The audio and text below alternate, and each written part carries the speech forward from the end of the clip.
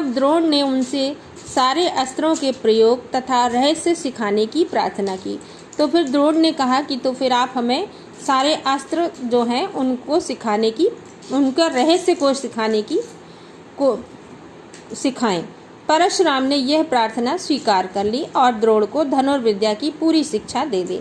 अब परशुराम इस बात से वो खुश हो गए और उन्होंने द्रोणाचार्य को धनुर्विद्या की शिक्षा दे दी। कुछ समय बाद राजकुमार द्रुपद के पिता का देहावसान हो गया और द्रुपद राजगद्दी पर बैठा। लेकिन कुछ समय बाद क्या हुआ, राजकुमार द्रुपद के जो पिता थे उनकी मृत्यु हो गई। देहावसान मतलब मृत्यु, देह माने शरीर का अवसान, अंत हो जाना अर्थात मृत्यु हो जाना। और द्रुपद राजगद्दी पर बैठा। द्रोणाचार्य को जब द्रुपद के पांचाल देश की राजगद्दी पर बैठने की खबर लगी तो यह सुनकर वह बड़े प्रसन्न हुए और राजा द्रुपद से मिलने पांचाल देश को चल पड़े।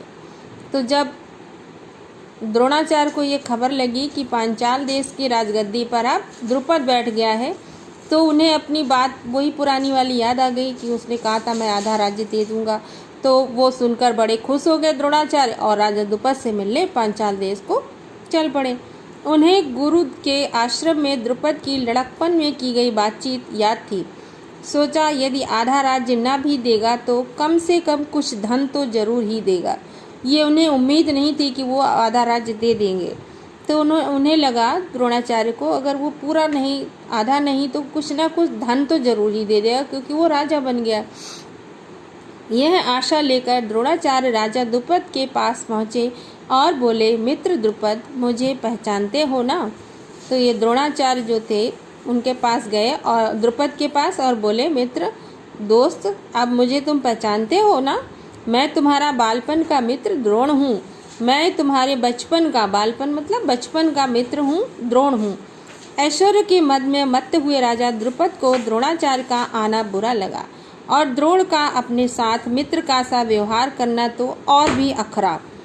अब देखो, पहले उन्होंने बचपन में वो बात कही थी, लेकिन अब वो सच में जब राजा बन गया तो द्रोणाचार्य वहाँ पहुँच गए। तो अब राजा उसको ऐश्वर्य के मद में मत्त हुए।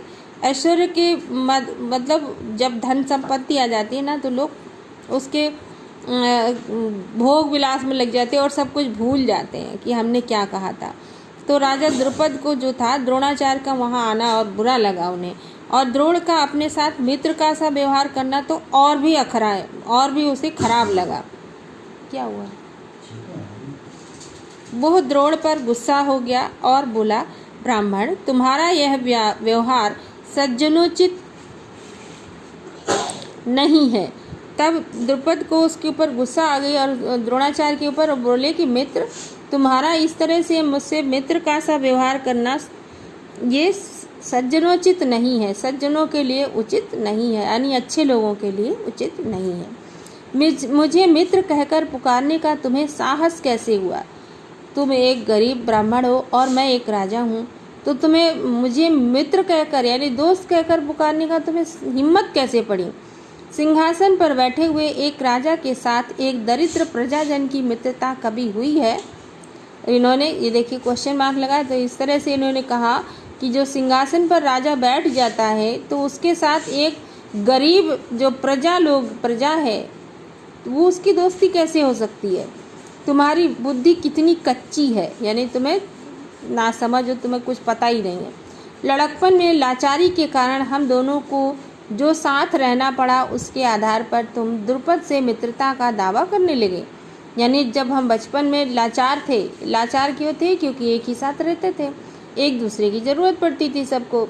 अब जैसे तुम लोग पढ़ते हो आपस में तो एक दूसरे की ज़रूरत पड़ती है, लेकिन अगर कोई इसमें बड़ा आदमी बन जाए, कोई ऑफिसर बन जाए, तो तुम उसके पास जाओ कि हमें हमारी कुछ मदद कर दो, तो वो क्या कहेगा कि तुम्हें एक गरीब हो और तुम बिना पढ़े लिखे अनपढ़ हो और हम इतने बड़े ऑफिसर हैं, हम तुम्हारी कैसे मदद कर सकते? यही सेम इनके साथ भी हुआ।